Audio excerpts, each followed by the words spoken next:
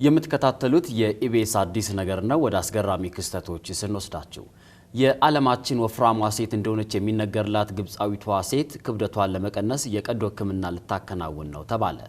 የ36 ዓመቷ ግብጻዊቷ ኢማን አህመድ 500 ኪሎ ግራም የምትመዝን ሲሆን የቀዶ ሕክምናውን ለማከናወን ወደ ሀገረ ህንድ እንድታመራም ተነግሯል። በሀገረ ህንድ በተለያዩ የውፍረት መቀነስ ቀዶ ሕክምናዎችን ያደረገው ዶክተሩ ሙፋዛል ለቢቢሲ እንዳለው ታካሚዋ በትንሹ 450 ኪሎ ግራም ትመዝናለች። ቤተሰቦቿ እንደተናገሩት ስትወለድ የ5 ኪሎ ግራም ክብደት የነበራት ሲሆን በተለይም ከ11 ዓመቷ ጀምሮ መንቀሳቀስ ያቃታት እንደመጣ ተናግረዋል። በደም ዝውውር መቆም ሳቢያ መሰቃየት የጀመረችው ይህች ወፍራም ሴት ከቤት የመውጣት እድል ገጥሟት አያውቅም። የ36 ዓመቷ ግብጻዊቷ ኢማን አህመድ ሕክምናውን ለማድረግ የሚያስችል አቅም በቤተሰቦቿም ሆነ በራሷ መሟላት ያለባቸው ጉዳዮች እንደተሟሉ በቀጣይ ሳምንት ወደ ሙምባይ እንደምትበር ተጠቁሟል። በሚሰጣት ሕክምና ከ400 ኪሎ ግራም በላይ እንደምትቀንስም ተገምቷል። ከሕክምናው በኋላ ደግሞ የተለያዩ ክትትሎች እየተደረገላት ከ2 እስከ 3 ወራት እንደምትቆይ ዶክተሩ ተናግረዋል። የ112 ዓመታት ዕድሜ ባለቤት የሆኑት ወይዘሮ ባቱሊ ሲጋራን ለ95 ዓመት ያለማቋረጥ እንዳጨሱት በኩራት ይናገራሉ። እኚህ ወይዘሮ ሲጋራ ሲያጨሱ ከሌላው አጫሽ አያያዝ በተለየ መልኩ አንድ ቀጭን ዘንግ በመጨበጥ ነው የሚምጉት። በቀን 30 ፍሬ ሲጋራዎችን ካላጨስኩ አይኔ በትክክል አይከፈትልኝም በማለትም በዚህ እድሜያቸው ጥሩ ሕክምና ሳይሆን አነቃቂ ሲጋራ እንደሚፈልጉ ነው ሳይደብቁ የገለጹት። የቀበሌ መታወቂያቸው የዛሬ 112 ዓመት ተወለዱ ብሎ ቢያሳብቅም 2 የተቀነሱ ዓመታት እንዳሉም የሚያምኑ አሉ። ለዚህ ረጅም ዕድሜ የመብቃታቸው ሚስጥር ከምግብ መጠጡ በላይ በየቀኑ ጨብጠው የሚሙጉት ሲጋራ ነው ባይናቸው ወይዘሮዋ።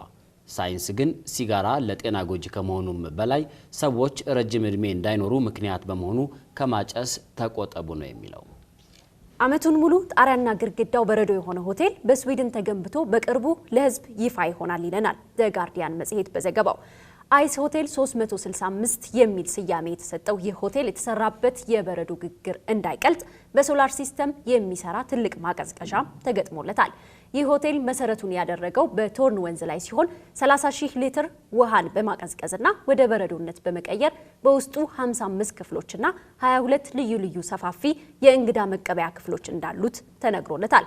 በቅርጻ ቅርጽ ስራ ላይ የተዋጣላቸው ባለሙያዎች አሻራቸውን በየክፍሉና በየኮሪደሩ ላይ አሳርፈዋል። በታህሳስ ወር አጋማሽ ላይ ተከፍቶ ስራ ሲጀምር ለሀገር ውስጥና ከውጭ ለሚመጡ የተፈጥሮ አድናቂዎች ልዩ ማረፊያ ይሆናል የሚል እምነትም አሳድሯል።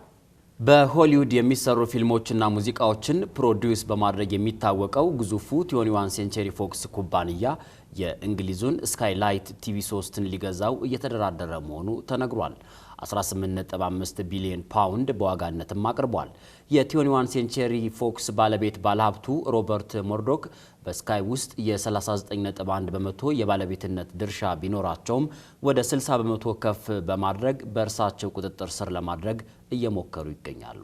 ስካይ ሳተላይት ቴሌቪዥን በእንግሊዝ ሀገር ዝነኛና በሚሊዮኖች የሚቆጠሩ ደንበኞች ያሉት ቢሆንም በቅርቡ እንግሊዝ ከአውሮፓ ህብረት ከወጣች ወዲህ ገበያው ተቀዛቅዟል ተብሏል። ከ5 ዓመታት በፊት እኚሁ ባለሀብት ሮበርት መርዶክ ይህንኑ ስካይ ቴሌቪዥን ሊገዙ ተስማምተው በስተመጨረሻም መፍረሱ ይነገራል። የአሁኑ ድርድር ከቀናቸውና ከስምምነት ከደረሱ የ21 ሴንቸሪ ፎክስ ኩባንያ እህት ድርጅት ይሆናል ማለት ነው። ይህ ደግሞ እኚሁን ባለሀብት የዓለማችን የሚዲያ ገዢ ባላባት ያደርጋቸዋል። የኢቢኤስ አዲስ ነገር ነው የምትከታተሉት። ክብራትና ክብራን ዛሬ ጀምረን ሁሉንም ባንጨርሰውም እየተበራከቱና በዓለም አቀፍ መድረክ እየታወቁ በመምጣት ላይ ያሉ ትውልድ ኢትዮጵያውያን እነማን ናቸው? ምንስ ተግባር አከናውነዋል? ከትውልድ ሀገራቸው ከኢትዮጵያ ጋር ያላቸው ቁርኝትስ እንዴት ነው ብለን እንቃኝላችኋለን።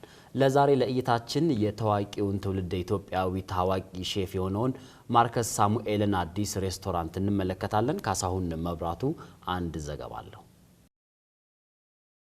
በሜሪላንድ ግዛት በሚገኘው ፕሪንስ ጆርጅ ካውንቲ ለአካባቢው ግዙፍ የሆነ የካዚኖ ማጫወቻና ሆቴል የተገኘ ነው።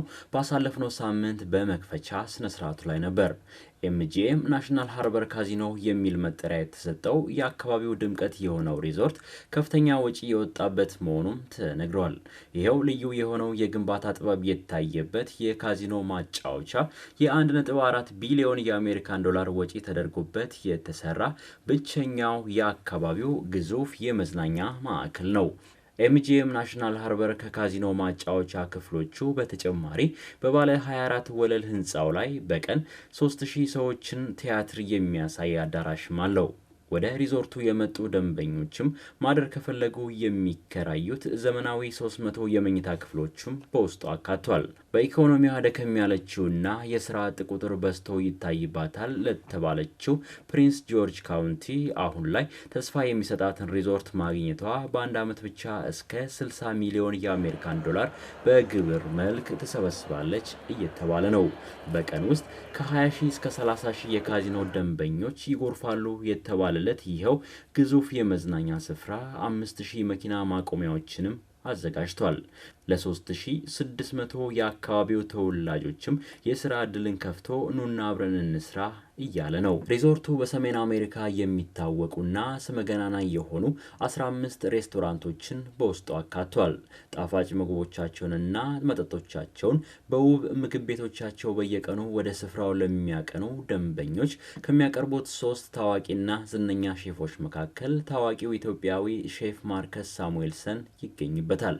ሼፍ ማርከስ በዚህ ግዙፍና የመዝናኛ ቦታ ላይ ሬስቶራንቱን መክፈቱ የተሳካለት ሼፍ መሆኑን ዳግም ያስመሰከረበት ነውም ተብሏል። ሼፍ ማርከስ ከኒውዮርኩ ሃርለም ሬድ ሮስተር ሬስቶራንቱ በመቀጠል የከፈተው ይህ ሁለተኛ ምግብ ቤቱ በመጠሪያ ስሙ ማርከስ ብሎ ሰይሞታል። ማርከስ ሬስቶራንት ለ220 ሰዎች መቀመጫዎችን አሰናድቶ ሲያስተናግድ፣ ለኤምጂኤም ናሽናል ሃርበር ሆቴል ተከራዮች ደግሞ በየክፍላቸው ድረስ በመሄድ ጣፋጭ የምግብ አቅርቦቱን ያከናውናል። ለ24 ሰዓታትም አገልግሎት እንደሚሰጥ ተነግሯል።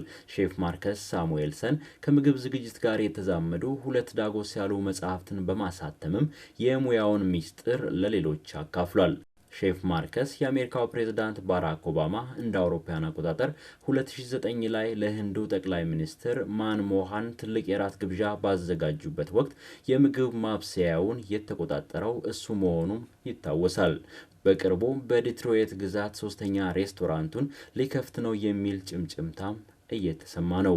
በነገራችን ላይ ማርከስ ሳሙኤልሰን ከባለቤቱ ከኢትዮጵያዊቷ ሞዴል ማያ ኃይሌ ጋር የመጀመሪያ ልጃቸውን አግኝተዋል። እናመሰግናለን ካሳሁን። እንደጠቆምነው በርካታ ትውልደ ኢትዮጵያውያን በተለያዩ የሙያ ዘርፎች ስኬታማ ተግባሮችን እያከናወኑ ነው። በተለይ ደግሞ ከቅርብ ጊዜያቶች ወዲህ በአይደፈረው የኢንተርቴይንመንት ኢንዱስትሪ ወይም ሾው ቢዝነስ ውስጥ እየገቡ የመጡ ኢትዮጵያውያን ቁጥርም በብዛት ይጠቀሳል። ከዚህ ውጪም ደግሞ በርካታ ኢትዮጵያውያን የሕክምና የሳይንስ ትምህርቶችና በከፍተኛ የስራ ኃላፊነትም ውስጥ እየገቡ ነው ያሉት። እነሱንም እንግዲህ በቀጣይ እንመለከታለን። ተበራከቱልን፣ በርካታ ስራዎችን ስሩልን ነው የምንለው። እንግዲህ በጣም የሚበረታታ ነው። የኩላሊት ህመምተኞችን ለመርዳት የተቋቋመው የኩላሊት እጥበት የበጎ አድራጎት ድርጅት በአሰራር ክፍተት ምክንያት ተዘግቶ የነበረው የባንክ ሂሳብ ቁጥር በይፋ ስራ ጀምሯል ተብሏል። የበጎ አድራጎት ድርጅቱ በአጭር የጽሁፍ መልእክት ከሰበሰበው 5 ሚሊዮን ብር ውስጥ ለታካሚዎች የኩላሊት እጥበት የሚሆን 3 ሚሊዮን ብር በጀት አጽድቅ ያለሁም ብሏል። ዮዲት ሽፈራው እንዲህ ታቀርበዋለች። ከ6 ዓመት በፊት ነው በኩላሊት ህመም እየተሰቃዩ ላሉ ወገኖች ድጋፍ ለማድረግ በማሰብ የኩላሊት እጥበት የበጎ አድራጎት ድርጅት የተባለው ማህበር በበጎ ፈቃደኛ ግለሰቦች የተቋቋመው። ከ3 ዓመት በፊት ደግሞ ይኸው ድርጅት ከበጎ አድራጎት ማህበራት ኤጀንሲ እውቅና በማግኘት የተነሳበትን ዓላማ ለማሳካት የተለያዩ የገቢ ማሰባሰቢያ መርሃ ግብሮችን እያካሄደ ሳለ ድርጅቱ የአሰራር ክፍተት እንዳለበት ይነገራል። 4 ሚሊዮን ብር የመጀመሪያ ክፍያ ከቴሌ በመናገኝበት ወቅት የተሰበሰበው ብር 7 ሚሊዮን ነበር።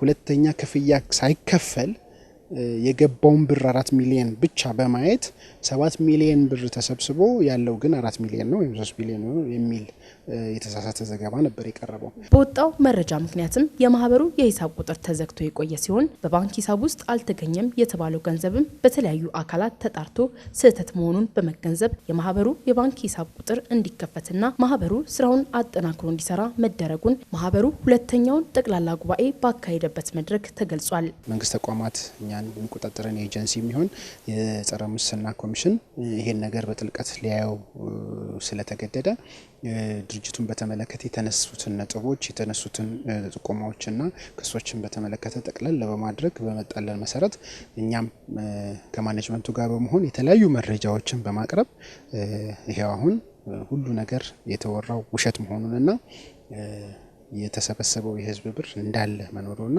ይሄው ከአንድ ወር በፊት መጣራቱ አልቆ አካውንታችን እንደተከፈተ ለማሳወቅ ወዳለሁ። ማህበሩ በኩላሊት ህመም ምክንያት እየተሰቃዩ ላሉ አባላቱ ዘላቂ መፍትሄ ለመስጠት እንደሚሰራ የተናገሩት የቦርድ ሰብሳቢው ከሎተሪ ትኬት ሽያጭ ከተገኘው 5 ሚሊዮን ብር 3 ሚሊዮን ብር ወጪ በማድረግ እያንዳንዱ የማህበሩ አባል ለኩላሊት እጥበት በሳምንት ከሚያወጣው ወጪ የ600 ብር ድጋፍ ለማድረግ እንዳቀደ ገልጸዋል። ለአጭር ጊዜ እቅድ አሁን ሰውን እፎይ ልናሰኘው የምንችለው ይሄ የተሰበሰበው ብር ላይ አትሊስት የኔ ነው ብሎ ነውና ብዙዎች ከ3 ብር ያዋጡበት ነውና እፎይ ለማሰኘት በሳምንት ውስጥ አትሊስት ከወጪ ከሚያወጡት ወጪ ውስጥ 600 ብር ለእያንዳንዱ በሽተኛ በሳምንት የሕክምና ድጎማ የገንዘብ ድጎማ ለማድረግ ተወስኗል። ማህበሩ ከአባላቱ ጋር ተስማምቶ ባጸደቀው የ600 ብር ድጋፍ አባላቱ መደሰታቸውን ተናግረዋል። ገንዘቡ ብዙ ሆኖ አይደለም፣ ገንዘቡ አላማው ነው፣ አቅጣጫው ተይዟል። አሁን መከድም ያለበት መስመር ይሄው ይመስለኛል። የዳያሊሲሱ ጉዳይ እንደተጠበቀ ሆኖ እኛን መድረስ አለበት ማለት ነው። 100 ብር ይሁን 50 ብር ይሁን 200 ብር ይሁን 1000 ብር ይሁን እየሞትን ነው። ባለቤቴ አባልተኛ ነው። እኔም በሱ ነው የመጣሁት። ቤተል ነው የማስታጥበው ከመሞትብኝ ብዬ አካለ ተጎለጎሎ ነው። ዳያሊሲስ ራሱ ከጀመረ 2 ዓመቱ ነው። ቤተል እየተንገላታው ነው። ዛሬ እንጂ እንዳልመጣ ሙቀት አይችልም። ደቂቃ እዚህ እንኳን አይቆይም። ለዛ ብዬ ነው መንገላታ አብሬ አመሰግናለሁ። አሁን ቁጥራቸው ቀላል የማይባል ዜጎችን እያሰቃየ ያለው የኩላሊት ህመም የእያንዳንዱ ግለሰብ ጉዳይ ነው የሚሉት የማህበሩ የቦርድ ሰብሳቢ ኢንጂነር ሳሙኤል ታካሚዎችን በተጠናከረ ክንድ ለመርዳት አቅም ያላቸው ድርጅቶች ማህበራዊ ኃላፊነታቸውን መወጣት ይጠበቅባቸዋል ሲሉ ከኢቢኤስ ቴሌቪዥን ጋር ባደረጉት ቃለ ምልልስ ገልጸዋል። እያንዳንዱ ባለሀብት ወይም እያንዳንዱ ተቋም የግል ተቋም በተለይ ሶሻል ሪስፖንሲቢሊቲ በሚል የሚለግሳቸው የተለያዩ ድጎማዎች አሉና በጀቶች አሉ። ያንን በጀት እንግዲህ ከሌሎች ቻሪቲዎች ጋር በመሆን የዚህ የኩላሊትም ቻሪቲ ወይም የኩላሊት ድርጅት ሼር የሚያደርገው ሼሩን የሚወስድበትና እንደዚሁ ባለሀብቶች ደግሞ ይህ አስከፊነቱን በመረዳት በተለይ ውጪ የሚታከሙ በሽተኞችን የተወሰኑ ሰዎችን በግልም በመያዝ ለምሳሌ ቢጂአይ ይህንን እያደረገ ነው ያለው። ሌሎችም ተቋማቶች ይህንን አሪያ በመከተል ቀጥታ በሽተኞችን የሚረዱበትን ነገር ማመቻቸት እንድንችል ነው ከኛ ማህበር ጋር ነው። የዛሬው የኢቢኤስ አዲስ ነገር ጥንቅር የተከታተላችሁትን ይመስል ነበረ። ከቀሪ የኢቢኤስ ዝግጅቶች ጋር መልካም ጊዜ